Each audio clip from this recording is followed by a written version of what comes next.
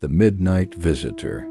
Lena had just moved into her new apartment, a charming third-floor walk-up in an old brick building built in the 1920s.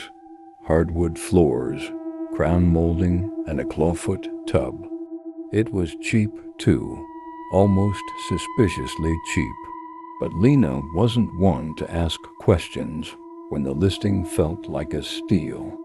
The first night at exactly 2:13 a.m., she woke with a start. She had felt the distinct weight of someone sitting on the edge of her bed, not climbing in, just sitting. Her eyes darted open. No one was there. She chalked it up to a dream. The second night, she awoke shivering. She checked the thermostat. 72, but she could see her breath. The cold felt alive, like something exhaling on her neck. The third night, she left the closet door firmly shut. She even wedged a chair in front of it. Still, at 2:13 a.m., the door creaked open with a slow, deliberate groan, and the chair slid back as if moved by unseen hands.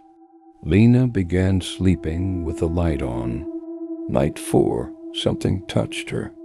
Cold fingers brushed the back of her leg under the covers. She sat up so fast she hit her head on the headboard. No one, but the sheets were rumpled near her feet like someone had just pulled away. On the fifth night, the whispering began, just beyond hearing, like the sound of someone muttering from another room. She couldn't make out the words, but she knew it was about her. And then came the breathing, shallow, measured, right beside her pillow. That morning, Lena snapped. She called her landlord, demanded to know if anyone had died there. No deaths, he said. Then, after a pause, but the last woman who lived there? She claimed it was haunted.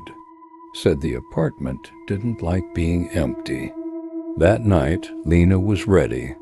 She stayed up, phone in hand, flashlight ready. At 2:13 a.m. sharp, the closet opened on its own. But this time she wasn't alone. A figure sat calmly at the edge of the bed, just like before. Only now Lena could see it. A woman, pale, hair stringy and wet. She turned to Lena and said softly, "I hated being alone, but now I'm not." And Lena, wide-eyed, tried to scream, but she couldn't, because she couldn't move.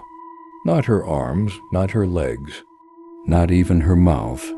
She was still sitting up from earlier that night, but her body remained there, motionless as if something else had slipped inside.